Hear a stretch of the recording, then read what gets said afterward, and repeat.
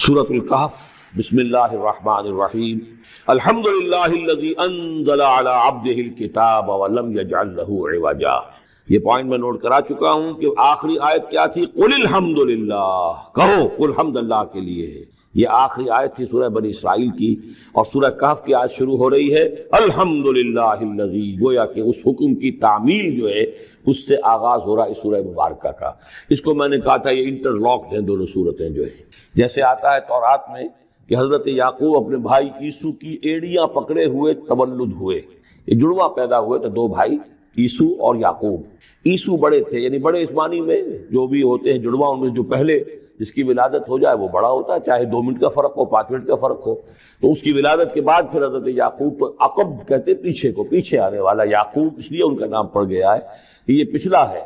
جو پہلا تھا وہ عیسو تھا، عیسو کے بارے میں کچھ معلوم نہیں، ان کی اولاد وغیرہ کدھر گئی، بہرحال وہ ایک علیحدہ بحث ہے۔ تو اسی طریقے سے یہ سورہ کہف جو ہے گویا کہ سورہ بنی اسرائیل کی ایڑیاں پکڑے ہوئے قرآن مجید میں وارد ہو رہی ہے۔ اس میں آپ دیکھیے الحمدللہ الذی انزل علی عبدہ، وہی اللہ تعالیٰ نے اللہ کے اپنے رسول کی جو نسبت ہے اس کو عبد کے نمایاں کیا ہے۔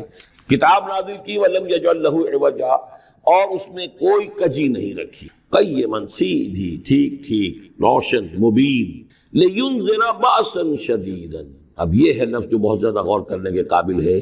اس کتاب کے حضور پر نزول کے مقاصد میں سے ایک یہ بھی ہے خبردار کر دیں ایک بہت بڑی آفت سے۔ ویسے باسن جب واحد آتا ہے تو عام طور پر اس کے معنی جنگ ہوتے ہیں، جب جمع میں آتا ہے تو سختی، مصیبت، بھوک، فاقہ، یہ سارے باسا۔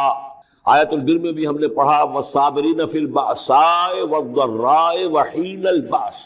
باسا جب جمع میں آیا ہے تو فقر و فاقہ، تکلیف، مصیبت، اور حین الباس جنگ کے وقت۔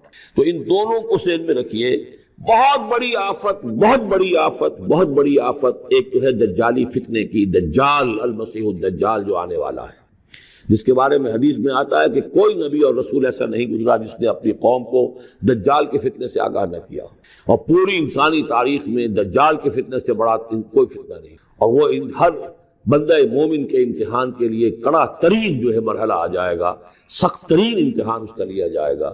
تو یہ جو سختی ہے اس کی خبر دیتے ہوئے یہ سورہ مبارکہ نازل ہو رہی ہے، اور خاص طور پر اسے باسن اگر جنگ کے معنی میں لیں تو الملحمۃ العظمیٰ، کتاب الملاحم، جو کہ آپ دیکھیں گے احادیث کی کتابوں میں پورا باب ہے کتاب الملاحم، اور اس کا تعلق بھی دجال کے ساتھ ہے، کیونکہ پھر دجال ہی کو قتل کریں گے حضرت مسیح علیہ السلام نازل ہو کر۔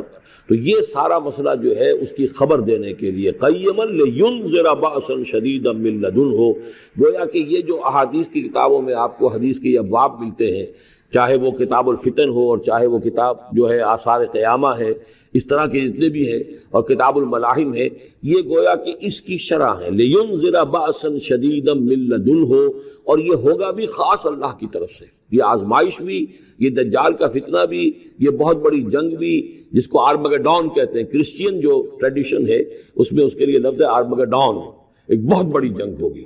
ڈکشنری میں بھی آپ دیکھیں گے کہ خیر اور شر کی قوتوں کے درمیان اس دنیا کے خاتمے سے پہلے ایک بہت بڑی جنگ ہونی ہے جس کا نام آرمگڈون ہے۔ لینذر باسا شدیدا من لدنہ ویبشر المؤمنین الذین یعملون الصالحات، اور تاکہ بشارت دے وہ ان اہل ایمان کو جو نیک عمل کرتے ہوں، ان لہم اجرا حسنا، کہ ان کے لیے ہوگا بہت اچھا بدلہ، ماکثین فیہ ابدا، اور وہ اس میں رہیں گے ہمیشہ ہمیشہ۔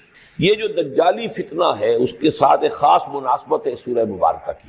احادیث میں آتا ہے کہ دجالی فتنے کے اثرات سے بچنے کے لیے اس سورہ مبارکہ سے ذہنی اور قلبی رشتہ مفید ہے، اس کی تلاوت کرتے رہنا، خاص طور پر جمعے کے روز پوری سورہ کہف، ورنہ یہ کہ کم سے کم اس کی ابتدائی اور آخری آیات ان کی بڑی اہمیت ہے۔ دجالی فتنہ اصل میں کیا ہے سمجھ لیجئے کہ ایک تو ہے دجالی فتنہ بالعموم، دجل کہتے ہیں فریب کو، جیسے کہ کوئی نبی نہیں ہے وہ اس نے فریبی لبادہ اوڑھ لیا، نبوت کا دعویٰ کر رہا ہے، وہ دجال ہے۔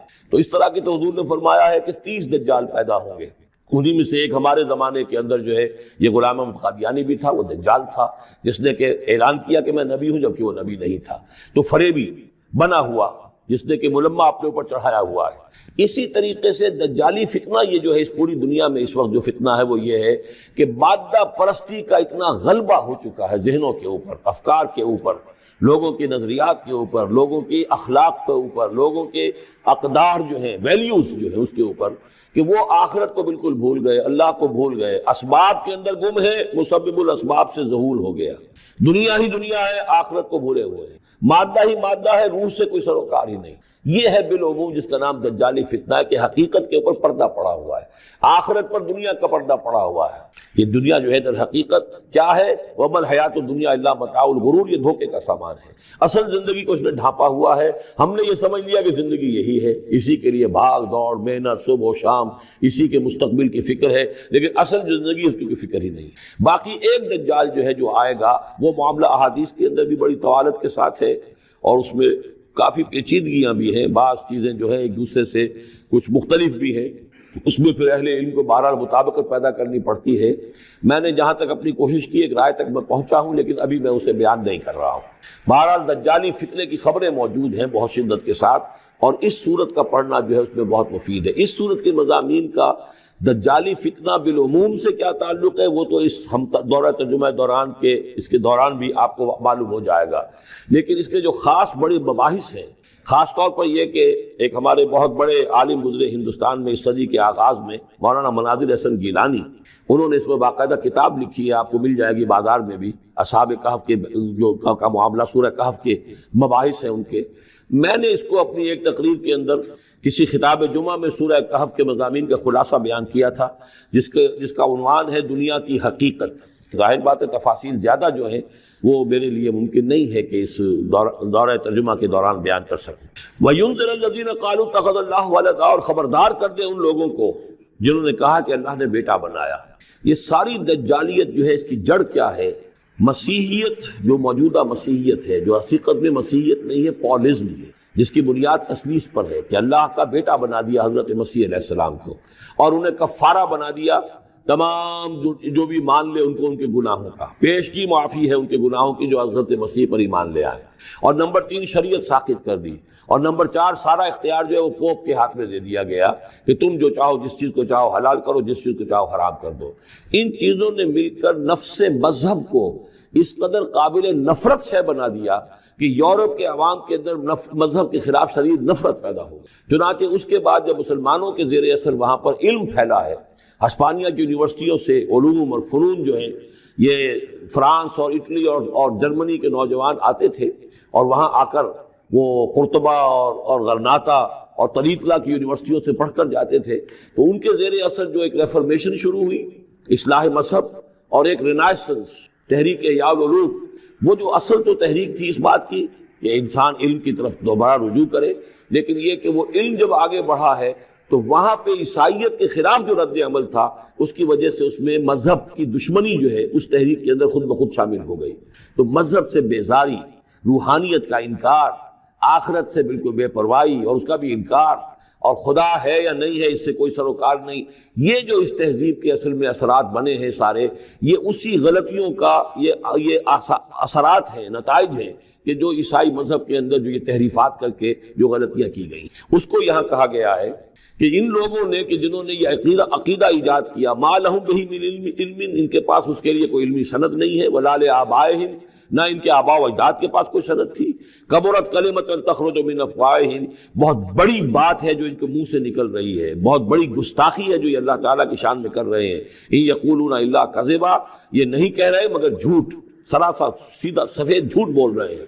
فَلَعَلَّكَ بَاخِعٌ نَفْسَكَ عَلَىٰ آثَارِهِمْ، تو اے نبی شاید کہ آپ اپنے آپ کو ہلاک کر لیں گے ان کے جو اثرات پڑنے والے ہیں، عیسائیت کے اس غلط عقیدے کے جو نتائج برآمد ہوئے ہیں، جب یہ نتائج ظاہر ہوں گے تو وہ اتنے سنگین ہوں گے، فَلَعَلَّكَ بَاخِعٌ نَفْسَكَ، کہ ان کے احساس سے اور ان کے ادراک سے شاید کہ آپ اپنے صدمے سے اپنے آپ کو ہلاک کر لیں، إِن لَمْ يُؤْمِنُوا بِهَذَا الْحَدِيثِ أَسَفًا، اگر یہ لوگ اس حدیث پر، اس قرآن پر، یہ بات جو بتائی جا رہی اس پر ایمان نہ لائے، اس پر ایمان نہ لائے، اپنے اس غلط عقیدے پر قائم رہے، اس غلط مذہب کو انہوں نے برقرار رکھا، تو اس کا جو رد عمل ہوگا نوع انسانی پر، اور اس سے تاریخ انسانی اور انسانی ثقافت جس غلط رخ پر پڑے گی، جو دجالیت کا فتنہ اسے جنم لے گا، ان تمام چیزوں کے اثرات سے شاید آپ کو اتنا صدمہ ہو کہ فَلَعَلَّكَ بَاخِعٌ نَفْسَكَ عَلَىٰ آثَارِهِمْ إِن لَّمْ يُؤْمِنُوا بِهَٰذَا الْحَدِيثِ أَسَفًا إِنَّا جَعَلْنَا مَا عَلَى الْأَرْضِ زِينَةً لَّهَا، ہم نے زمین کے اوپر جو کچھ ہے اسے اس کا گہنا بنا دیا ہے، بناؤ سنگھار بنا دیا ہے، زینت بنا دیا ہے۔ یہ آپ نوٹ کر لیجئے، لفظ زینت اور زمین میں اس کی زیبائش اور آرائش یہ اس سورہ مبارکہ کا عمود ہے، یعنی اس کو اتنا کھبا دیا ہے نگاہوں میں اللہ نے کہ آخرت سے خود بخود انسان غافل ہو، یہ پردہ پڑ گیا ہے۔ چمک دمک ہے، یہ کاریں ہیں، یہ بلڈنگیں ہیں، یہ کوٹھیاں ہیں، یہ عالیشان عمارتیں ہیں، یہ کیا کچھ اس کی جو یوں سمجھیے پومپ اینڈ شو جو ہے اس وقت دنیا کا، اور ظاہر بات ہے امریکہ میں جا کر دیکھیے تو جو کچھ یہاں دیکھ رہے ہیں اس سے 10 گنا 100 گنا 1000 گنا آپ کو نظر آئے گا، عقلیں دنگ ہو جاتی ہیں۔ نتیجہ کیا نکلتا ہے کہ انسان یہ سمجھتا ہے کہ اصل شے یہی مادہ ہی ہے، اصل ہدایت پہ یہی لوگ ہیں، یہی لوگ ہیں صحیح معنی میں کہ جنہوں نے واقعتاً علم حاصل کیا ہے، لہذا ان کی غلط تہذیب، ان کا غلط تمدن، ان کے تمام غلط ثقافت کے معاملات کے بھی ہم اسی طریقے سے پیروی کر رہے ہیں۔ یہ سارا مسئلہ جو ہے وہ اس لیے ہے کہ یہ چمک دمک دنیا کی زیبائش اور آرائش اس سے ہم متاثر ہیں۔ انا جعلنا ما علی الارض زینۃ اللہ، جو کچھ زمین کے اوپر ہے اسے ہم نے اسے اس کے لیے بناؤ سنگھار بنا دیا، لنبلوہم، تاکہ ہم آزمائیں ان کو، ایہم احسن عملا، کون ہے ان میں سے اچھے عمل کرنے والا۔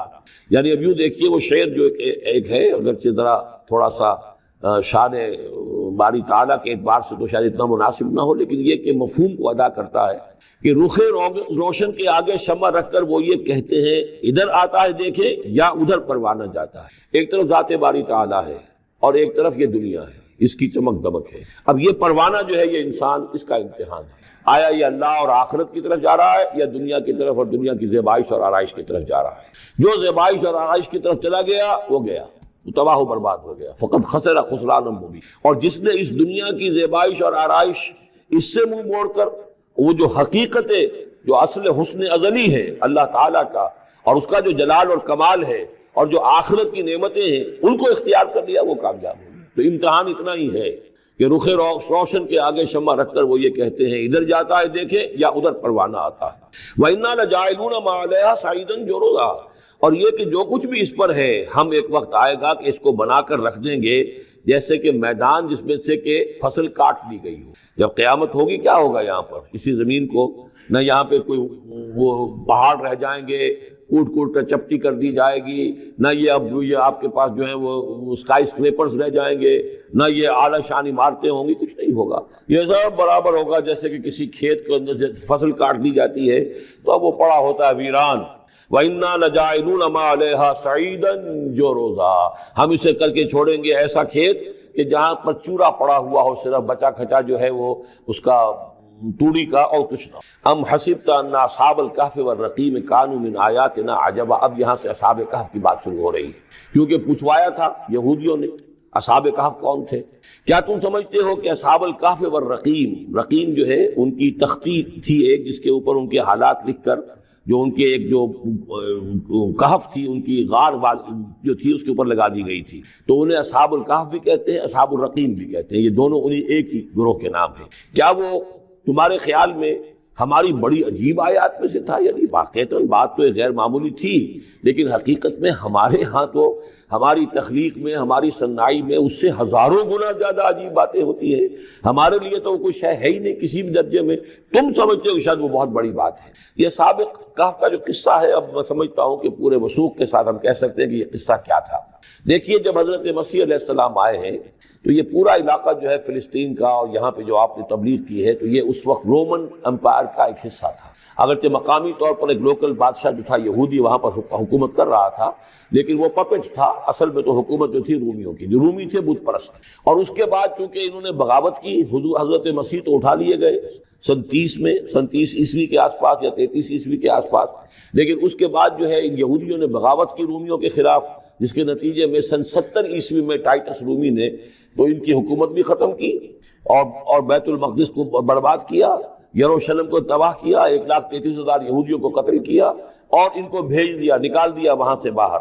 اس وقت کا معاملہ یہ ہے کہ اب کوئی اکے دکے جو بھی رہ جاتے تھے یہاں پر، کوئی یہودی یا عیسائی، یہودیوں کو تو نکال دیا، عیسائی رہ گئے، لیکن عیسائیوں پر بھی بہت ظلم ہوتا تھا۔ یہ موحد تھے، حضرت عیسیٰ کے ماننے والے، وہ بت پرست تھے۔ تو اس زمانے میں کہیں بادشاہ کوئی تھا ڈیسیس یا دقیانوس جس کو کہتے ہیں، اس کے زمانے میں کچھ جو عیسائی تھے حضرت عیسیٰ پر ایمان رکھنے، آج کے عیسائیوں پر قیاس نہ کیجیے، جو نصارہ تھے حضرت عیسیٰ کو ماننے والے جو موحدین تھے، ان میں سے کچھ نوجوانوں کی پیشی ہوئی بادشاہ کے دربار میں۔ انہوں نے کہا کہ تم اپنے نئے دین سے اگر باز نہیں آؤ گے، اتنے دن کی مہلت تمہیں دی جا رہی ہے تو تمہیں سولی چڑھا دیا جائے گا، بس مہلت دی جا رہی ہے، جاؤ غور کر لو، سوچو۔ ان لوگوں نے آ کر سوچا کہ اب نہ تو ہمارے لیے یہ ممکن ہے کہ ہم مقابلہ کر سکیں، چلو کسی غار میں چھپ جاتے ہیں، دیکھیں اللہ تعالیٰ کیا کرتا ہے ہمارے لیے۔ وہ ایک غار میں جا کر چھپے، اور غار میں جا کر چھپے ہیں تو اللہ نے انہیں وہاں پر سلا دیا، موت تاری نہیں کہ سلا دیا۔ اللہ کروٹ بھی بدلواتا رہا، ان کے لیے سارا کچھ بندوبست کیا، اللہ کی قدرت میں تھا۔ حضرت عزیر کو 100 برس کے لیے مار دیا تھا، موت کے بعد ان کو دوبارہ زندہ کر دیا۔ لیکن یہ کہ ان کا معاملہ یہ ہے کہ ان کو وہاں پر جو ہے تقریباً 300 برس یہ وہاں پر پڑے رہے اس غار کے اندر۔ غار کی شکل کچھ خاص ایسی تھی کہ ادھر آنا جانا لوگوں کا تھا ہی نہیں، اور یہ ہے جو موجودہ ترکی کے علاقے میں شہر ایفسس ہے، اس کے آس پاس ہیں اس طرح کے غار، جیسے ایجنٹا کے غار ہندوستان کے مشہور ہیں، ایسے ہی وہاں بھی غاروں کا سلسلہ ہے، اور ہیں بھی وہ ایسے کہ ان کے دہانے جو ہے وہ ہے شمال کی جانب، تو دھوپ ان میں براہ راست نہیں جاتی، صرف یہ کہ ریفلیکٹڈ لائٹ تو آتی ہے لیکن یہ کہ براہ راست دھوپ نہیں جاتی، تو ایک طرح کا اندھیرا سا اس کے اندر ٹوائی لائٹ جسے آپ کہہ لیں وہ رہتا ہے سارا دن۔ وہاں پر یہ 300 برس تک سوتے رہے۔ اس 300 برس کے عرصے میں یہ ہوا کہ رومن امپائر جو ہے اس نے خود عیسائیت اختیار کر لی۔ 300 عیسوی کے اندر کانسٹنٹائن جو تھا ایمپرر وہ عیسائی ہو گیا، اب پوری امپائر جو عیسائی ہو گئی۔ اب اس کے زمانے میں اس کے بعد تھیوڈوسیس ہے ایک، 446 عیسوی میں یہ تھا، اس کے زمانے میں اللہ تعالیٰ نے ان لوگوں کو جگایا 300 برس کے بعد۔ اب یہ سمجھ رہے ہیں کہ وہی زمانہ ہے، وہی کفار کی حکومت ہے، وہی مشرکین ہے۔ اب انہوں نے ڈرتے ڈرتے اپنے کسی ایک آدمی سے کہا بھائی جاؤ یہ لے کے سکہ لے کر جاؤ چاندی کا، اور کچھ نہ کچھ کھانے پینے کے لیے لے کر آؤ، دیکھنا لیکن اس طرح ہو کہ ہمارا پتہ نہ چل جائے کہ ہم یہاں چھپے ہوئے ہیں۔ وہاں جو گئے انہوں نے وہ سکہ جو پیش کیا، اور کہا یہ سکہ تمہارے پاس کہاں سے آیا؟ یہ تو بہت پرانا سکہ ہے، تو 400 سال پرانا 300 سال پرانا سکہ کہاں سے لے آئے تمہیں کوئی خزانہ ملا؟ بہرحال اس حوالے سے اب وہ جو ہے وہ پکڑے گئے، ان کی حالت جو ہے وہ جو بات سامنے آ گئی، لیکن جب بات سامنے آ گئی تو اب ان کا بہت وہ عزت کی گئی، اس لیے کہ اب تو جو ان کا مذہب تھا در حقیقت پوری مملکت کا مذہب وہی ہو چکا تھا، تو صورتحال تو تبدیل ہو چکی ہے۔ پھر یہ کہ اس کے بعد تفصیل معلوم نہیں ہے کہ غالباً وہ جا کر اپنی اسی غار میں وہ سو گئے ہیں، یا دوبارہ اللہ نے ان پر وہیں پر موت طاری کر دی ہے، اس کا دروازہ بند کر کے اور اس پر ایک تختی لگا دی گئی ہے۔ یہ اصحاب کہف ہے۔ گبن کی جو ہے decline and fall of Roman empire, اس میں بھی یہ 7 سلیپرز، 7 سونے والے، ان کی کہانی موجود ہے۔ یہ چیز جو ہے گویا کہ رومن لٹریچر کے اندر موجود تھی، اس کا جو ذکر موجود تھا، اور قرآن مجید میں یہ امتحاناً سوال کیا گیا حضور سے، تو اس کا جواب دیا گیا کہ یہ 300 برس تک کچھ لوگوں کو سلا دینا یہ اللہ تعالیٰ کے نزدیک تو کوئی بڑی بات نہیں ہے، تمہارے نزدیک ام حسبت ان اصحاب الکہف والرقیم کانوا من آیاتنا عجبا اذ ابى الفتية الى الکہف، جبکہ وہ نوجوان آئے اپنے اس غار میں، فقالوا، انہوں نے کہا ربنا آتنا من لدنک رحمتا، پروردگار اب خاص اپنے خزانہ فضل سے ہمارے لیے رحمت کا بندوبست فرما، وہیّ لنا من امرنا رشدا، اور ہمارے لیے ہمارے معاملے کے اندر جو ہے وہ کوئی عافیت کا بندوبست فرما۔ فضربنا علی آذانہم، تو ہم نے تھپکی دے دی ان کے کانوں پر، فی الکہف سنین عددا، اسی وہ غار کے اندر جو ہے وہ سوتے رہے کئی سال۔ ابھی یہاں اس بات کو نہیں چھیڑا کتنے سال، سنین عددا، متعدد سال وہ سوتے رہے۔ ثم بعثناہم، پھر ہم نے انہیں اٹھایا، لنعلم ای الحزبین احصیٰ لما لبثوا امدا، تاکہ ہم دیکھیں کہ 2 گروہوں میں سے کس کو صحیح معلوم ہے کہ کتنے عرصے وہ وہاں رہے تھے۔ اس کا ذکر آگے آ جائے گا 2 گروہوں سے مراد کیا ہے۔ اور تیسری اہم ترین آیات کیا ہے؟ آیات قرآنیہ۔ ان تینوں میں گہرا ربط ہے، آیات آفاقی، آیات انفسی، آیات قرآنی۔ ان میں تدبر کے ذریعے، غور و فکر کے ذریعے انسان ایمان حاصل کرے، یہ ٹاپ کا ایمان ہے، یہ انٹلیکچوئلز کا ایمان ہے، یہ صدیقین کا ایمان ہے۔ نمبر 2، ایک ایمان ہے عوام کے لیے، اس کے 2 راستے۔ نمبر 1، صاحب یقین کی صحبت، جس کے اندر یہ ایمان پیدا ہو چکا ہو، آپ اس کے قریب رہیے۔ اگر بھٹی کے سامنے بیٹھیں گے حرارت پہنچے گی، اگر آپ برف کی سل کے قریب ہوں گے ٹھنڈ پہنچے گی۔ صاحب امین، صاحب ایمان کی صحبت اختیار کریں گے، ایمان سراغ کرے گا۔ یہ ہے عوام کے لیے صحبت، کونوا مع الصادقین، ان کی صحبت اختیار۔ تیسرا ذریعہ ہے جو ہمارے لیے خاص طور پر جو مسلمان پیدا ہوئے، اب ایک بچہ ہے 7 سال کا، آپ نے نماز پڑھنے کی عادت ڈال دی، پڑھ رہا، اگرچہ غیر شعوری عمر سے شروع کر دیا، اس کو روزہ رکھتا ہے، 9 برس کا ہو گیا، روزہ رکھنا شروع کیا. یہ اعمال جو ہیں ان سے بھی ایک یقین پیدا ہوتا ہے. جیسے یقین سے عمل پیدا ہوتا ہے، ایسے ہی عمل سے بھی یقین پیدا ہوتا ہے. جب مداومت کرتے رہیں گے اس پر تو اس سے بھی ایک یقین کی کیفیت انسان میں پیدا ہو جائے. سورہ حجرات میں جو بحث آئی ہے اس کے آخر میں یہی ہے کہ اے نبی، یہ بدو جو دعوے دار ہے ایمان کے، یہ آپ پر احسان دھر رہے ہیں. یمنون علیک ان اسلموا قل لا تمنوا علی اسلامکم بل اللہ یمن علیکم ان ہداکم للایمان ان کنتم صادقین. یہ آپ پر احسان دھر رہے ہیں کہ ایمان لے آیا. نبی ان سے کہیے مجھ پر اپنے ایمان کا کوئی احسان نہ دھرو، اپنے اسلام کا، بلکہ اللہ تم پر احسان دھرتا ہے کہ اس نے تمہیں ایمان کے راستے پر ڈال دیا ہے. جب اسلام پر آ گئے ہو تو عمل کرتے رہو گے. ان تطیعوا اللہ ورسولہ، اگر عمل کرتے رہو گے تو اس عمل کے ذریعے سے بھی تمہارے اندر ایمان پیدا ہو جائے گا. تو یہ 3 راستے ذہن میں رکھیے. جو عوام ہے غور و فکر، سوچ بچار، اس کی صلاحیت نہیں یا مواقع نہیں، ان کے لیے یہ 2 راستے ہیں، یقین بذریعہ عمل اور یقین بذریعہ صحبت. یہاں سے اٹھا رہے ہیں لوگوں کو، بار بار یہیں آ جاتے ہیں. آپ یادو یہاں پر لیکن نا ان کو دقت ہوتی، یہاں پہ کوئی صاحب پہلے سے روک دیا کرے نا جو بعد میں گڑبڑ ہوتی.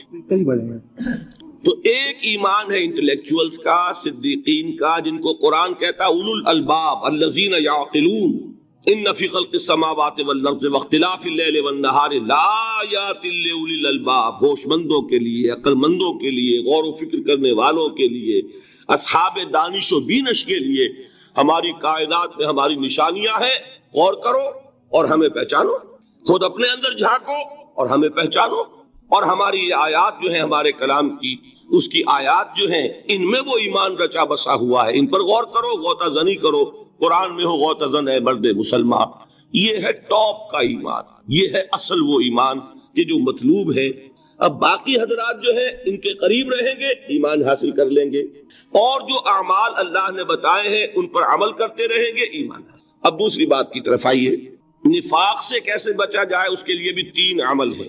پہلی چیز اور 2 چیزیں تو وہ ہیں کہ جو سورہ منافقون ہی کے دوسرے رکوع میں بیان ہوئی. پریونشن کیسے ہوگی، بچو گے کیسے؟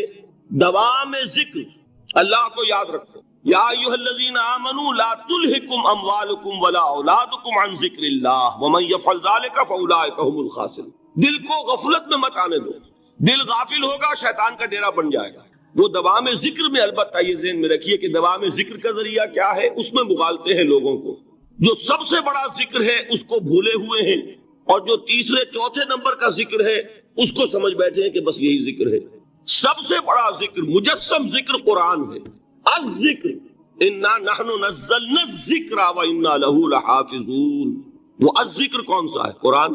اسی کو فرمایا، میں نے وہ آیت سنائی تھی کہ لوگ تنزیہ کہتے تھے یا ایھا الذی نزل علیہ الذکر انک لمجنون. حضور سے مخاطب ہو کر کہتے ہیں فلاں جس کے اوپر کے اس کے خیال کے مطابق ذکر نازل ہوا ہے، ہم تو تمہیں پاگل سمجھتے ہیں. وہاں بھی لفظ کیا ہے؟ الذکر. تو معلوم کیا ہوا؟ انا انزلنا الیک الذکر لتبین للناس ما نزل الیہم. یہ الذکر ہے. تو اس سے بڑا ذکر کوئی نہیں. تلاوت قرآن، تدبر قرآن، غور و فکر قرآن کا، قرآن کو یاد کرنا. اس پر میرا کتاب چاہے مسلمانوں پر قرآن مجید کے حقوق، اب تو یہاں شاید کوئی کتاب موجود نہیں رہی ہے، اور اگر آپ کو ضرورت ہوتی ہے پاکستان سے منگا لیتے ہیں ہر شے، پڑھیے انشاءاللہ آ جائے گی چیز. نمبر 2 ذکر کیا ہے؟ اقیم الصلاۃ لذکری. نماز کو قائم کرو میری یاد کے لیے. یہ ذریعہ ذکر میں وہ تو ہے ہی مجسم ذکر، اور یہ ذریعہ ذکر میں سب سے اہم ہے. یہ عملی ذکر بھی ہو رہا ہے اور قولی بھی ہو رہا ہے. سورہ فاتحہ پڑھی آپ نے، قرآن شریف کی کچھ آیات پڑھی، پھر رکوع کیا. یہ رکوع جو ہے یہ آپ کا عملی ذکر ہے کہ آپ نے اپنے وجود سے اللہ کی عظمت کو تسلیم کیا. پھر آپ سجدے میں گرے، یہ آپ کا عملی ذکر ہے کہ اپنے وجود سے آپ نے اللہ کی عظمت کو اور تسلیم. تیسری چیز ہے مسنون دعائیں اور مسنون اذکار جو حضور سے ثابت. ہمارے ہاں کیا ہو گیا، مجھے فلاں بزرگ نے یہ چیز بتائی ہے، وہ تو پڑھتے چلے جا رہے ہیں. نہ قرآن سے دلچسپی، نہ اذکار مسنونہ سے دلچسپی. ادعیہ معصورہ، آپ غور کریں گے کہ زندگی کے ہر عمل کے لیے حضور کی دعا موجود ہے. صبح اٹھے دعا ہے، آنکھ کھلتے بیت الخلاء میں داخل ہونے لگے دعا ہے، نکلے دعا ہے، وضو کرنے بیٹھے دعا ہے، فارغ ہوئے دعا ہے، مسجد کے لیے گھر سے نکلے دعا ہے، مسجد میں داخل ہوئے دعا ہے، مسجد میں تو ہے ہی ذکر، نماز ہے، تلاوت ہے، باہر نکلے دعا ہے، گھر میں داخل ہونے لگے پھر دعا ہے، سواری پر سوار ہو رہے ہیں دعا ہے، اتر رہے ہیں دعا ہے، شیشہ دیکھ رہے ہیں دعا ہے، کپڑے پہن رہے ہیں دعا۔ زندگی کا کوئی عمل نہیں یہاں تک کہ جو تعلق زن و شو ہے، جس کو کہ خالص حیوانی بات سمجھا جائے گا، اس کے لیے بھی دعا ہے۔ غفلت میں وہ کام بھی نہیں کرتا، سمجھ رہے ہیں آپ؟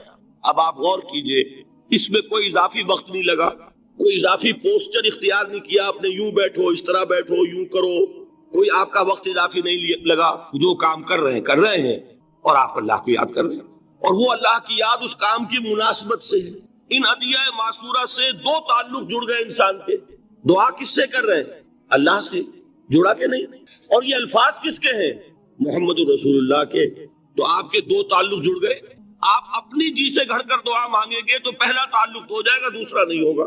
بہتر سے بہتر دعا مانگ لیں آپ، لیکن حضور سے جو معصور اور مسنون الفاظ جب آپ زبان سے نکالتے ہیں تو آپ کا تعلق اللہ سے بھی ہوا بذریعہ دعا، اور وہ الفاظ چونکہ حضور کے ہیں صلی اللہ علیہ وسلم تو حضور کے ساتھ ہوا۔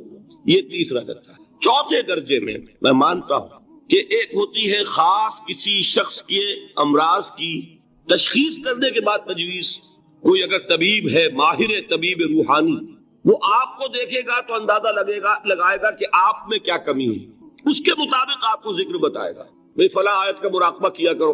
کسی میں بزدلی ہوتی ہے، کسی میں مال کی محبت زیادہ ہوتی ہے، کسی میں توکل کی کمی ہے، کسی میں شہرت کی خواہش ہے، نمایاں ہونے کا جذبہ ہے، کسی میں تکبر ہے۔ سب کا ایک سا برس تو نہیں ہوتا نا۔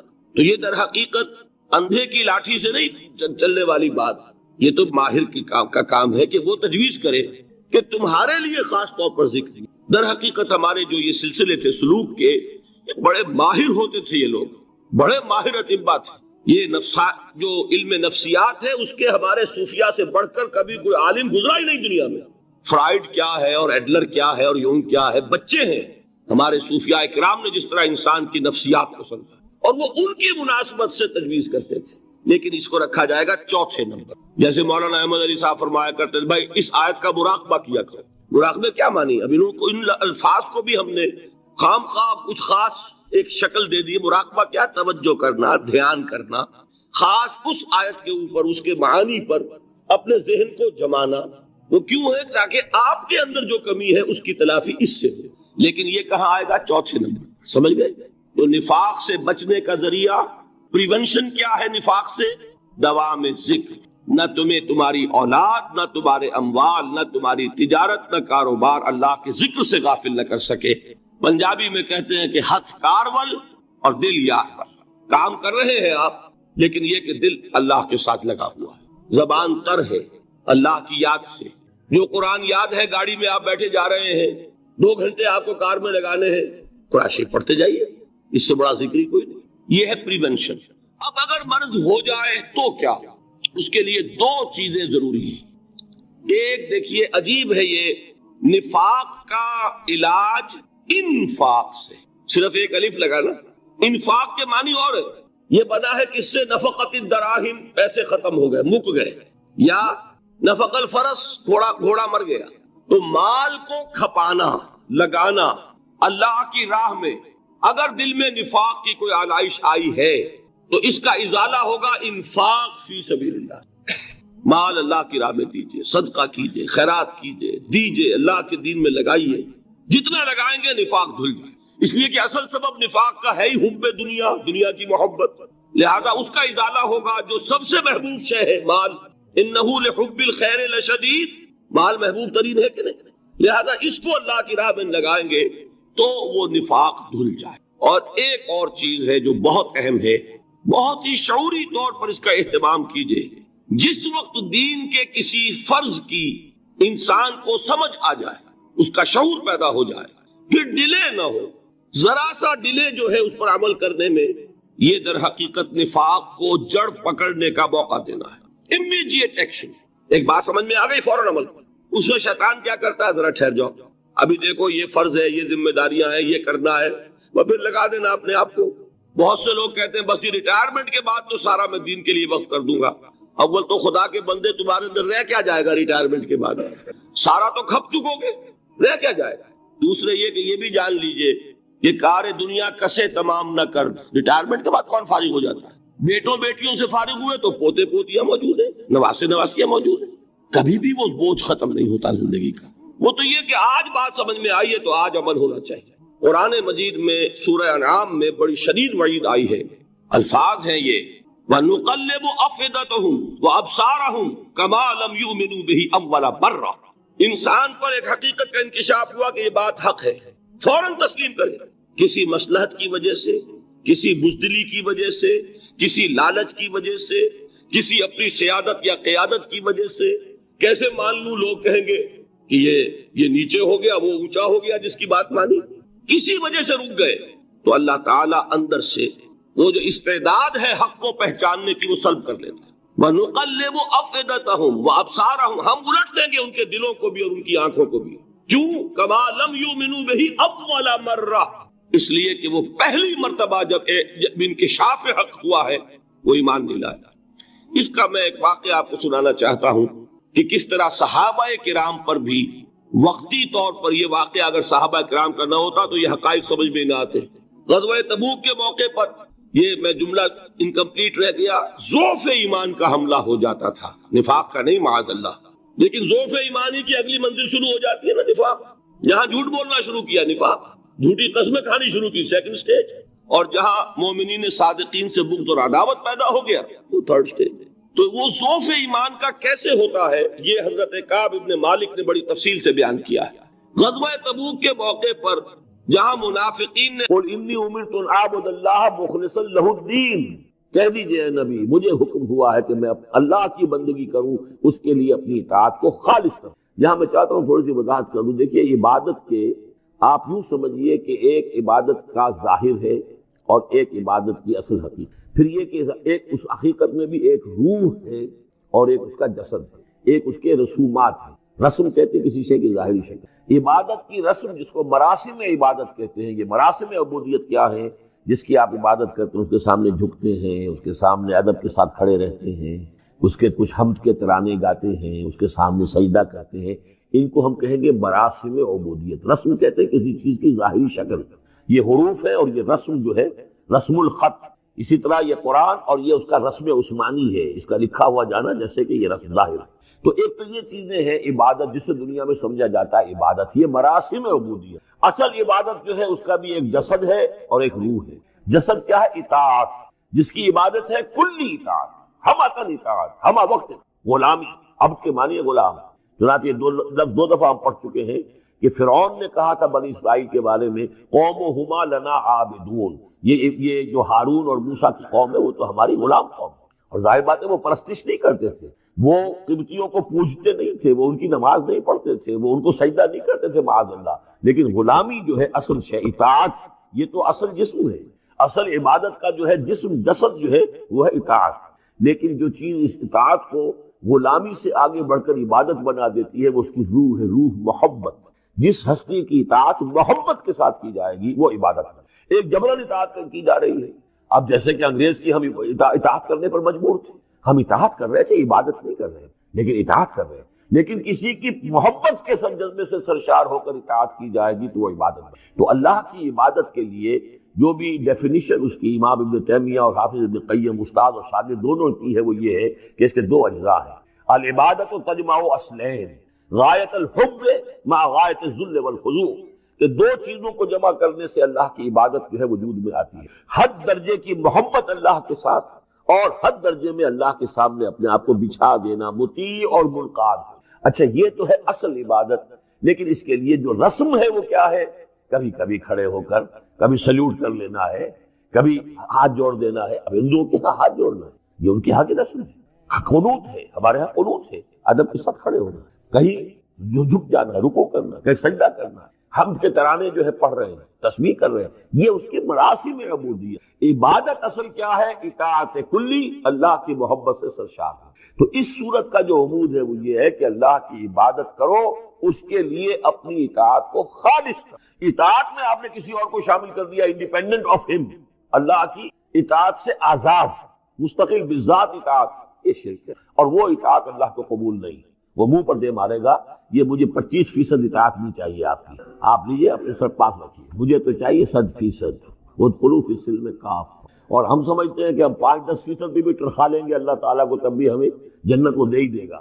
یہی ہے اصل میں ہمارا جو اگر تو دنیا کی زندگی میں گم ہو گئے، جیسے کہ اقبال نے کہا ہے کہ کافر کی یہ پہچان کے آفاق میں گم ہے، اور مومن کی یہ پہچان کے گم اس میں ہے آفاق۔ دنیا میں رہو، طالب دنیا نہ بنو، طالب عقبہ، طالب آخرہ۔ دنیا میں رہو، برتو، استعمال کرو، تمہارے لیے پیدا کیا گیا، بھائی برتو، متاع ہے، برتنے کی شے ہے۔ ہاں حلال اور حرام کی پابندیاں سامنے رکھو، باقی برتو۔ مطلوب یہ نہ ہو، مقصود یہ نہیں، مطلوب آخرہ ہو۔ انما الدنیا خلقت لکم وانتم خلقتم للآخرہ۔ منزل وہ رہے، مستحضر رہے، سامنے رہے کہ میں تو اجنبی ہوں، یہاں یہ میرا وطن نہیں ہے۔ الدنیا سجن المومن وجنت الکافر۔ جیسے کسی پرندے کو کسی پنجرے میں بند کر دیا گیا ہو، اس طرح ہمیں اس دنیا میں بھیج دیا گیا، اللہ کی مرضی اس نے بھیجا ہے۔ جب تک وہ چاہتا رہیں گے یہاں، لیکن ہمارا دل یہاں نہیں لگے گا۔ بازار سے گزرا ہوں، خریدار نہیں ہوں، طالب دنیا نہیں، تب تو یہ کوئی دھوکے کا سودا نہیں، وطن نہیں، بالکل نہیں۔ حضور نے خود فرمایا مجھے تمہاری اس دنیا میں سے فلاں فلاں چیزیں بہت پسند ہیں، اور کس قدر ریئلسٹک ہیں۔ آپ نے عورتوں کے بارے میں فرمایا مجھے اس دنیا سے پسند ہے عورت، کوئی تصنع اور کوئی بھی تکلف اور کوئی خلاف فطرت بات نہیں کی محمد رسول اللہ صلی اللہ علیہ وسلم۔ آنکھوں کی ٹھنڈک میری نماز میں ہے، مجھے خوشبو پسند ہے۔ عورت کی طرف بھی آپ کا رجحان تھا۔ قرآن مجید میں آتا ہے اے نبی اب کوئی اور نکاح آپ نہیں کریں گے، وَلَوْ أَعْجَبَتْكَ حُسْنُهُنَّ، چاہے ان کا حسن جو ہے وہ آپ کو اچھا لگے، اب اجازت نہیں ہے مزید، بس فل اسٹاپ، جتنے نکاح ہو چکے ہو چکے۔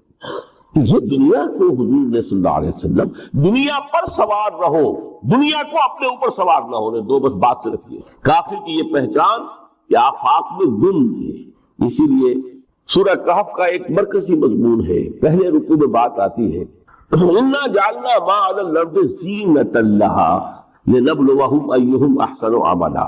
ہم نے اس دنیا پر جو کچھ ہے، اسکائی اسکریپرز بن گئے ہمارے زمانے میں، اور یہ شاندار بلڈنگز ہیں، اور یہ کچھ ہے، ہم نے زینت اور زیبائش اور آرائش بنا دیا ہے تاکہ آزمائیں، انہی کے حسن کے شکار ہو جاتے ہو اور ان کے پرستار بن کر رہ جاتے ہو۔ رخ روشن کے آگے شمع رکھ کر وہ یہ کہتے ہیں ادھر جاتا ہے دیکھیں یا ادھر پروانہ آتا ہے، پھر بھی اللہ ہی کے عاشق بنے رہو، اللہ ہی سے محبت کرو، کامیاب ہو گئے۔ دنیا کو برتو۔ اگر دنیا یہ عروس ہزار داماد جو ہے اگر کہیں یہ محبوبہ بن گئی تو ختم۔ اچھا دیکھیے اس سورہ حدید میں اب یہ دنیا کی حقیقت کو اس طرح بیان کر کے دو نتیجے جو اس سے نکلتے ہیں ان کو علیحدہ علیحدہ بیان کر دیا۔ ایک نتیجہ جو میں بیان کر چکا، رہبانیت، ترک دنیا، اس کی نفی کرتے ہوئے فرمایا وَلَقَدْ أَرْسَلْنَا نُوحًا وَإِبْرَاهِيمَ وَجَعَلْنَا فِي ذُرِّيَّتِهِمَا النُّبُوَّةَ وَالْكِتَابَ فَمِنْهُمْ مُهْتَدٍ وَكَثِيرٌ مِنْهُمْ فَاسِقُونَ ثُمَّ قَفَّيْنَا عَلَىٰ آثَارِهِمْ بِرُسُلِنَا وَقَفَّيْنَا بِعِيسَى ابْنِ مَرْيَمَ وَآتَيْنَاهُ الْإِنْجِيلَ وَجَعَلْنَا فِي قُلُوبِ الَّذِينَ اتَّبَعُوهُ رَأْفَةً وَرَحْمَةً وَرَهْبَانِيَّةً ابْتَدَعُوهَا مَا كَتَبْنَاهَا عَلَيْهِمْ۔ اصل مضمون یہ تھا جس کے لیے تمہید اتنی لمبی باندھی، ہم نے نوح کو بھیجا، ابراہیم کو بھیجا، ان کی اولاد میں ہی نبوت اور کتاب رکھ دی، پھر ان کے نقش قدم پر ہم نے اٹھایا عیسیٰ ابن مریم کو، انہیں انجیل دی، اور جو لوگ ان پر ایمان لائے ان کے دلوں میں رحمت اور رافت کے جذبات پیدا کر، انسانی ہمدردی۔ حضرت عیسیٰ کا جو اپنا مزاج تھا، ظاہر بات ہے کہ آپ کے حواریین اور آپ پر ایمان لانے والوں میں اسی کا ایک عکس پیدا ہونا، لہذا وہ ایک خاص کیفیت، لیکن فرمایا ایک شے کیوں انہوں نے بدعت کے طور پر ایجاد کر لیا، وَرَهْبَانِيَّةً ابْتَدَعُوهَا مَا كَتَبْنَاهَا عَلَيْهِمْ، رہبانیت کی انہوں نے بدعت ایجاد کر دی، یہ انہوں نے کی ہے، ہم نے یہ ان پر فرض نہیں کی۔ یہ ہے وہ منفی نتیجہ، گریز، خانقاہوں میں جا کر بیٹھ جاؤ، موناسٹسزم، تجرد کی زندگی گزارو، نتیجہ اس کا کیا نکلتا ہے کہ بظاہر راہب اور راہبائیں رہ رہی ہیں اور رہ رہے ہیں، اور اندر جو حرام کاری کے بازار چل رہے ہیں، اور تہخانوں کے اندر حرامی بچوں کی قبروں کی قبرستان بنے۔ ہسٹری آف کرسچین موناسٹسزم پر کتابیں پڑھ لیجیے، خود انہوں نے اپنے سارے جو ہیں بخیے ادھیڑ کر خود رکھ دیے۔ یہ رہبانیت کے اسلام کا راستہ نہیں ہے۔ احادیث کے حوالے سے میں آپ کے سامنے پہلے بیان کر چکا ہوں، میں بعد میں تھوڑا سا عرض کروں گا کہ ہمارے ہاں بھی یہ رسم کیوں آئی اور کیسے آئی۔ الحمدللہ اس درجے میں نہیں آئی جس درجے میں کہ کرسچینٹی میں آئی ہے، الحمدللہ ثم الحمدللہ، لیکن کسی درجے میں اگر آئی ہے تو کیوں آئی ہے یہ میں بعد میں عرض کروں گا. لیکن اس کا مل حیات دنیا الا متاع الغرور کا دوسرا نتیجہ کیا ہے؟ پہلا نتیجہ تھا گریز کا، پسپائی کا، فرار کا، معاشرے سے نکل بھاگنے کا، تاکہ معاشرے میں اشرار کھل کھیلے جو چاہے کرے. ایک راستہ یہ ہے، ترک دنیا کے معنی ہے ترک لذات دنیا، آسائشوں کو ترک کرنا، سختیاں جھیلنا. کس لیے؟ تاکہ دنیا سے ظلم کا خاتمہ، باطل کا تختہ الٹ دیا جائے، ظلم کا استیصال. ظاہر بات ہے ظالم آسانی سے ظلم نہیں چھوڑے گا. ایکسپلائٹر وعد و نصیحت سے اپنے ایکسپلائٹیشن سے باز نہیں آئے گا. شاذ ہوتے ہیں اس طبقے کے اندر بھی یقیناً کچھ سلیم الفطرت لوگ ہوتے ہیں، جیسے طبقہ اشرافیہ سے تھے حضرت ابو بکر رضی اللہ تعالیٰ عنہ، سلیم الفطرت انسان تھے. وہ کوئی غلاموں کے طبقے سے تو نہیں تھے، کوئی فقراء کے مساکین کے طبقے میں سے نہیں تھے، اونچے طبقے میں سے تھے. عشرہ مبشرہ اکثر و بیشتر اس طبقے سے تھے. لیکن بائی اینڈ لارج وہ جو طبقہ ہوتا ہے، یا تو وہ اپنے جبر اور استبداد کا تخت جو ہے جما کر بیٹھا ہوا لوگوں کی گردنوں کے اوپر، پولیٹیکل ریپریشن ہے، یا اکنامک ایکسپلائٹیشن ہے، استحصال. محنت لوگ کرے، کھائیں گے ہم، عیش ہم کریں گے. محنت کسان کرے جا کے کھیت میں، ہم لے آئیں گے اپنا حصہ اور عیش کر. یا کوئی سوشل ڈسکریمنیشن ہے، یہ اونچا ہے یہ نیچا ہے، یہ تو پیدا ہی ہوا ہے شودر، یہ اس سے نکل ہی نہیں سکتا، اور یہ پیدا ہوا برہمن، یہ تو اونچا ہے. اس تینوں قسم کے ظلم، اس کا خاتمہ کرنا، اس کے لیے جدوجہد کی ضرورت، جہاد کی ضرورت، قتال کی ضرورت ہے. اور جہاد و قتال آپ نہیں کر سکتے جب تک کہ لذات دنیاوی سے کنارہ کشی نہ کرے، جب تک کہ اپنی بیلٹ کو ٹائٹ نہ کرے، جب تک کہ اپنی ضروریات زندگی کو کم نہ کرے. ضروریات زندگی کم کریں گے تو تفریغ الاوقات ہوگا، جو تبلیغی بھائیوں کی اصطلاح ہے بہت اہم ہے. اپنے وقت کو فارغ کر سکیں گے. اس وقت کو فارغ کریں گے تو پھر وہ جد و جہد، وہ محنت، وہ جہاد، اس کے لیے آپ کے پاس وقت ہوگا، اس کو آپ لگا سکیں. پھر اس میں جب سخت سے سخت منزلیں آئیں گی تو اس میں میدان میں مقابلہ بھی ہوگا، جان کی بازی بھی کھیلنی پڑے گی. اس میں قید و بند کا وقت بھی آ سکتا ہے. 3 برس تک اگر محمد عربی صلی اللہ علیہ وسلم پورے خاندان بنی ہاشم کے ساتھ بدترین اسیری سمجھ لیجئے شیب بنی ہاشم میں جو رہے، یہاں تو اسیروں کو آپ راشن تو دیتے، کھانا تو دیتے، وہاں تو اصل جو ہے وہ تو دونوں طرف سے گھاٹی کا منہ بند کر دیا گیا تھا، سیل تھی کہ کوئی شے جو ہے وہ جانے نہ پائے. 3 برس، جس میں کہ وہ وقت بھی آیا ہے کہ سوکھے ہوئے چمڑے ابال کر ان کا پانی جو ہے بلکتے ہوئے بچے، پھول جیسے بچے بنی ہاشم، ان کے حلق میں ٹپکایا گیا ہے. اور کچھ تھے لوگ، حکیم بن حزام جیسے رضی اللہ تعالیٰ عنہ، بعد میں ایمان بھی لے آئے. حضرت خدیجہ رضی اللہ تعالیٰ عنہ کے چونکہ وہ قریبی رشتہ دار تھے، وہ پہاڑ کو کراس کر کے چوٹی پر سے اتر کر کچھ کبھی کبھی کھانے پینے کی چیز پہنچا دیتے تھے. یہ سارے مراحل آئے. یہ جو ہے یہ مثبت ہے. ترک دنیا وہ نہیں.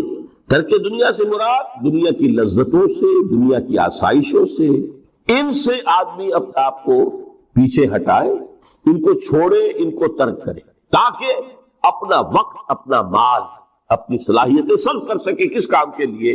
اب اس کے لیے دیکھیے آیت نمبر 25 ہے یہ سورہ حدید کی. لقد ارسلنا رسلنا بالبینات، ہم نے اپنے رسولوں کو بھیجا واضح چیزوں کے ساتھ. بینہ وہ شے جو خود ظاہر ہو. آفتاب آمد، دلیل آفتاب. جب سورج طلوع ہو گیا وہ خود اپنے وجود پر دلیل ہے، اس کے لیے کسی اور اضافی دلیل کی ضرورت نہیں کہ سورج موجود ہے، وہ تو ہے، سب کو نظر آ رہا ہے. تو بینات سے مراد معجزے بھی ہے، اور وہ تعلیم جو ہے بنیادی دین کی کہ جو فطرت انسانی کی جانی پہچانی ہوئی شے، دونوں پر اس کا اطلاق ہو جائے گا. لقد ارسلنا رسلنا بالبینات وانزلنا معهم الکتاب والمیزان، اور ہم نے ان کے ساتھ کتاب اتاری، میزان اتاری. یہ سب کچھ کس لیے کیا؟ لیقوم الناس بالقسط، تاکہ لوگ عدل پر قائم ہوں. یہ ہے سول آبجیکٹو. یہ نہیں بس ہماری کتاب پڑھ لیا کرے، ختم قرآن ہو گیا، اللہ اللہ دعا مانگ لی، چھٹی.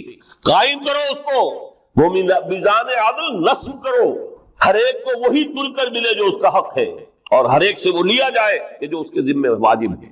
اگر یہ نہیں تو بابا پھر سب کہانیاں ہیں، شریعت اور دین اور نماز اور روزہ اور حج کوئی حیثیت.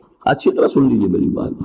قرآن مجید میں کہلوایا گیا حضور سے، قل یا اہل الکتاب لستم علی شیء حتی تقیموا التوراۃ والانجیل وما انزل الیکم من ربکم. اے نبی ان سے کہہ دیجئے کتاب والوں تمہاری کوئی حیثیت ہی نہیں، ہماری نگاہوں میں تمہارا کوئی مقام ہی نہیں. جب تک کہ تم قائم نہیں کرتے تورات کو اور انجیل کو، جو کچھ کے نازل کیا گیا تمہاری طرف تمہارے رب کی طرف سے، قائم کرو، پھر آؤ ہم سے بات کرو، ہم سے دعا کرو، ورنہ دفع ہو جاؤ. Nothing doing. We don't care for you. لستم علی شیء حتی تقیموا التوراۃ والانجیل وما انزل الیکم من ربکم. اب قانون خداوندی تو بدلتا نہیں ہے، نہ فرام پرسن ٹو پرسن، نہ فرام نیشن ٹو نیشن، نہ فرام امہ ٹو امہ، اٹل ہے. وَلَن تَجِدَ لِسُنَّتِ اللَّهِ تَبْدِيلًا وَلَن تَجِدَ لِسُنَّتِ اللَّهِ تَحْوِيلًا. سنت اللہ تو ایک ہے. اب اس آیت کو ذرا پڑھیے. قُلْ يَا أَهْلَ الْقُرْآنِ لَسْتُمْ عَلَىٰ شَيْءٍ حَتَّىٰ تُقِيمُوا الْقُرْآنَ وَمَا أُنزِلَ إِلَيْكُم مِّن رَّبِّكُم. کہہ دو اے محمد کہ اے قرآن والو، تمہاری کوئی حیثیت نہیں ہے ہمارے ساتھ جب تک کہ تم قرآن کو قائم پڑھ لو اور اس کی قرات کے مقابلے منعقد کرا لو اور سونے کے تاروں سے اسے لکھ لو اور اس کو جو چاہو کر لو. کوئی حیثیت نہیں. قائم کرو اس قرآن کو، اس کے نظام کو، اس کے قانون کو، جو حضرت ابوبکر نے فرمایا تھا. پہلا خطبہ جو دیا ہے آپ بیعت خلافت کے بعد، تم میں ہر قوی میرے نزدیک ضعیف ہوگا جب تک کہ اس سے حق وصول نہ کر لوں، اور ہر ضعیف قوی ہوگا جب تک کہ اسے اس کا حق دلا رہا. سورہ شورى میں حضور سے کہلوایا گیا، قل وَأُمِرْتُ لِأَعْدِلَ بَيْنَكُمْ، مجھے یہ حکم ہوا ہے کہ میں تمہارے مابین عدل قائم کروں. میں واعظ بن کر نہیں آیا، میں بدھ مت کے بھکشو بنانے کے لیے نہیں آیا تمہیں. ہاں، انقلابی عمل میں ایک مرحلہ آتا ہے، بدھ مت کے بھکشو بننا پڑتا ہے کچھ عرصے کے لیے، تیاری کا مرحلہ، وہ میں ابھی بعد میں ذرا بیان کر دوں. لیکن مستقل نہیں ہے یہ بدھ مت کے بھکشو. یہ بدماش جس طرح چاہے کھل کھیلے، ظالم جس طرح چاہے لوگوں پر ظلم کرتے رہے، تشدد اور جبر کا جس طرح سے چاہے معاملہ کرے، استحصالی نظام جس طرح ہوتا ہے چلتا رہے. شاہ ولی اللہ دہلوی رحمۃ اللہ علیہ کے الفاظ میں، انسانوں کی عظیم اکثریت ڈھور ڈنگر بن جائے، صبح سے لے کے شام تک کمر توڑ دینے والی مشقت کے بعد بمشکل 2 وقت کی روٹی ملتی ہو، اس کا کبھی خیال اسے اللہ کا آئے گا؟ کبھی اللہ سے لو لگا سکے گا؟ دنیا نے تیری یاد سے بیگانہ کر دیا تو اس سے بھی دل فریب ہے غم روزگار کے. اس لیے حضور نے فرمایا کاد الفقر ان یکون کفرا، یہ فقر جو ہے یہ تو انسان کو کفر تک پہنچائے. عدل قائم کرو. تو دیکھیے یہ آیت انتہائی گمبھیر آیت ہے قرآن مجید کی سورہ حدید کی. جس طرح وہ آیت متاع الغرور والی جس شان کے ساتھ سورہ حدید میں آئی ہے، اعلموا انما الحیات الدنیا لعب ولہو وزینۃ وتفاخر بینکم وتکاثر فی الاموال والاولاد کمثل غیث اعجب الکفار نباتہ ثم یہیج فتراہ مصفرا ثم یکون حطاما وفی الآخرۃ عذاب شدید ومغفرۃ من اللہ ورضوان وما الحیات الدنیا الا متاع الغرور. لیکن اس کا نتیجہ کیا نکلنا چاہیے؟ لقد ارسلنا رسلنا بالبینات وانزلنا معهم الکتاب والمیزان لیقوم الناس بالقسط. Now prepare for the shock. میرے نزدیک، میرے علم کی حد تک شاید دنیا کی کوئی انقلابی کتاب نہ ہو جس نے اس قدر عریاں طور پر کھل کر یہ کہا ہو کہ ظالموں کی سرکوبی کرو، کچلو ان کے ساتھ. وانزلنا الحدید، ہم نے لوہا بھی اتارا ہے. ایک وقت آتا ہے ظلم نہیں ختم ہوتا جب تک کہ لوہے کی طاقت ہاتھ میں نہ آئے. انزلنا الحدید، ہم نے صرف کتاب ہی نہیں اتاری ہے، لوہا بھی اتارا ہے. فیہ باس شدید، اس میں جنگ کی صلاحیت ہے. ومنافع للناس، لوگوں کے لیے کچھ اور منفعتیں بھی ہے، کوئی توا پرات چمٹا یہ بھی بنا لو، ٹھیک ہے، لیکن اصلاً یہ اسلحہ کی. وانزلنا الحدید، اسی تو سورہ حدید کا نام حدید ہے. فیہ باس شدید ومنافع للناس ولیعلم اللہ من ینصرہ ورسلہ بالغیب. اللہ دیکھنا چاہتا ہے کون ہے اس کے وفادار بندے تو اس لوہے کی طاقت کو ہاتھ میں لے کر مدد کرتے ہیں اس کی اور اس کے رسولوں کی غیب میں ہونے کے باوجود. ان اللہ قوی عزیز، ویسے اللہ قوی ہے، عزیز ہے. آنے واحد میں کفر کو ختم کر دے جب چاہے، آنے واحد میں ظالموں کا ظلم جو ہے وہ ختم کر کے رکھ دے. وہ سب کچھ کر سکتا ہے، لیکن پھر تمہاری آزمائش کیسے ہوگی؟ کیسے معلوم ہوگا ہوز ہو، کس کا کیا مقام تھا، کس کے پاس کتنا یقین کا سرمایہ تھا، کس کے ایمان کی گہرائی اور گہرائی کا کیا عالم تھا، کس نے ہمارے دین کے لیے کیسی کیسی قربانیاں جھیلی ہیں.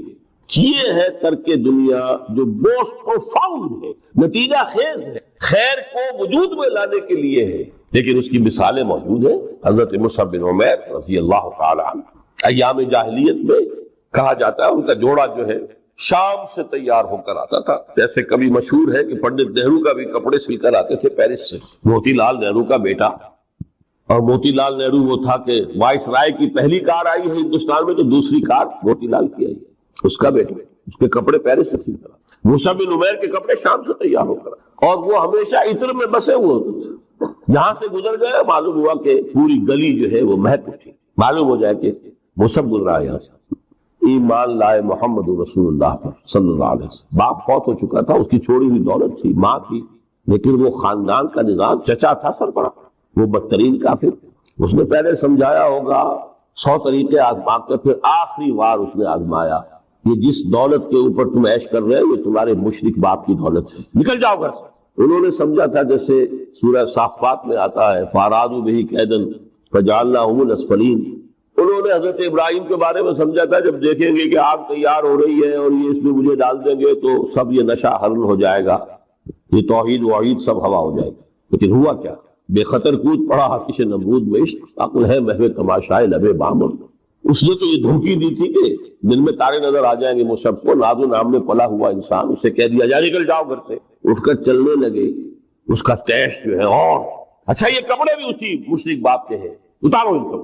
مادر ذات برہنہ ہو کر گھر سے نکلے، پھر وہی ہے کہ جن کے نام قرائے فال بنا میں من دیوانہ زدن، بیعت عقبہ اولا ہوئی ہے، لوگوں نے کہا کہ ہمیں کوئی مقری دیجئے قرآن پڑھانے والا جو ہمیں قرآن پڑھائے۔ حضور نے فرمایا جاؤ مصحف، وہ مصحف وہاں جا کر مدینے میں المقری بن گئے، جا المقری، وہ آ رہا پڑھانے والا، اور 1 سال کی محنت دعوت اور تبلیغ اور قرآن کے پڑھانے کے نتیجے میں اگلے سال 75 افراد لا کر ہی میں ڈال دی۔ یہ مصحف ہے۔ شہادت ہوئی ہے غزوہ بدر میں۔ ایک مرتبہ اس سے پہلے کا واقعہ بھی ہے کہ حضور مسجد میں تشریف فرما تھے، سامنے سے حضرت مصعب گزرے، ایک پھٹا ہوا سے کمبل جسم کے گرد لپیٹا ہوا، حضور کی آنکھوں میں آنسو آ گئے۔ آج کجا کعب کجا، یہ دیوانہ جو ہے اللہ کا اور رسول کا اور دین کا کہاں سے کہاں پہنچ۔ غزوہ احد میں علم ان کے ہاتھ میں، جس ہاتھ میں علم ہے وار پڑا، کٹ گیا، دوسرے سے پکڑا، اس کو بھی کٹ گیا، پھر دونوں جتنے بچنے تھے حصے ان سے سنبھالا، پھر شہید ہو گئے۔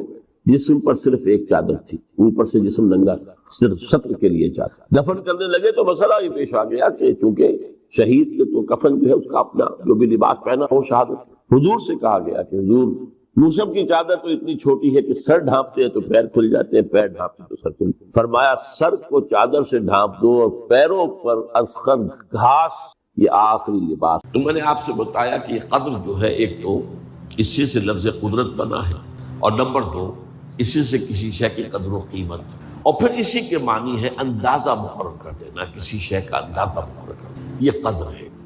اللہ نے ہر چیز کا ایک اندازہ مقرر کر دیا ہے، اور قدر مقادیر مشکات شریف میں ایک پورا باب ہے، ایمان بالقدر کا عنوان ہے صحیح معنی میں۔ تو پہلی حدیث کیا ہے؟ مسلم شریف کی روایت ہے، عبداللہ ابن عمرو بن العاص رضی اللہ تعالی عنہما، حضرت عمرو بن العاص جو بڑے سرداران قریش میں سے تھے، بڑے سیاستدان تھے اور بڑے بہادر انسان بھی تھے، ان کے بیٹے ہیں عبداللہ۔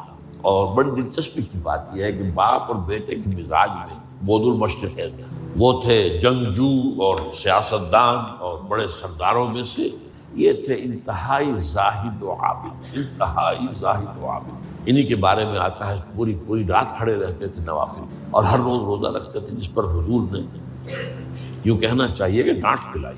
آپ کو اطلاع ہوئی، آپ نے بلایا یا عبداللہ اولم اخبر انک تقوم اللیل و تصوم النہار تصوم الدہر، کیا مجھے یہ خبر نہیں دی گئی ہے؟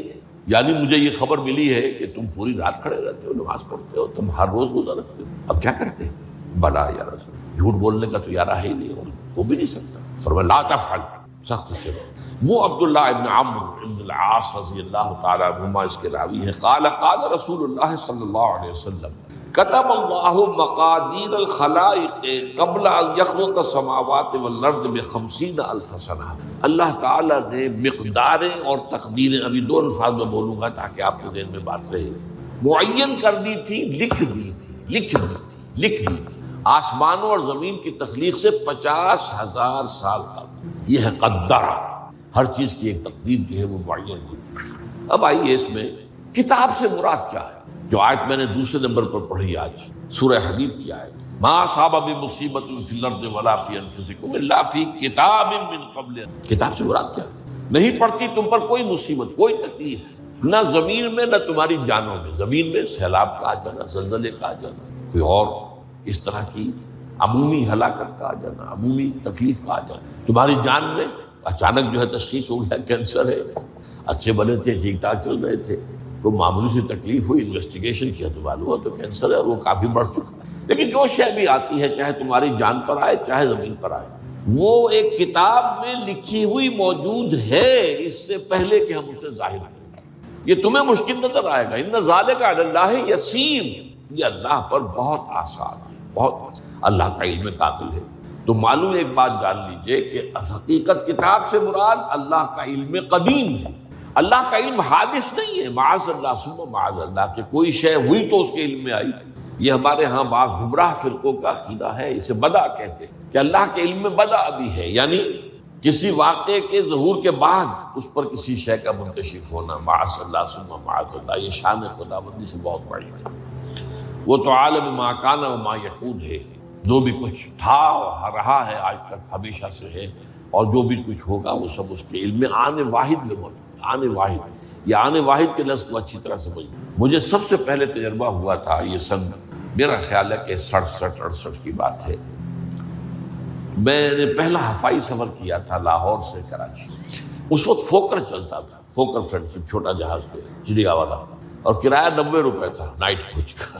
آج آپ تصور کیجیے۔ تو میں چونکہ مجھے جغرافی سے دلچسپی ہے اور فوکر زیادہ اونچا نہیں ہوتا، تو میں دیکھتا جا رہا تھا کھڑکی سے، اس وقت ہم کہاں پہنچ گئے، اب کہاں پہنچ گئے، اب جو روشنیاں نظر آ رہی ہیں کس شہر کی ہیں، یہ اکاڑے کی آ گئی، یہ ساہیوال کی آ گئی، یہ آگے اور آگے۔ ایک دم میں نے دیکھا کہ 3 شہروں کی روشنیاں بیک وقت دیکھ رہا ہوں، لودھرا، بہاولپور، سما سٹا۔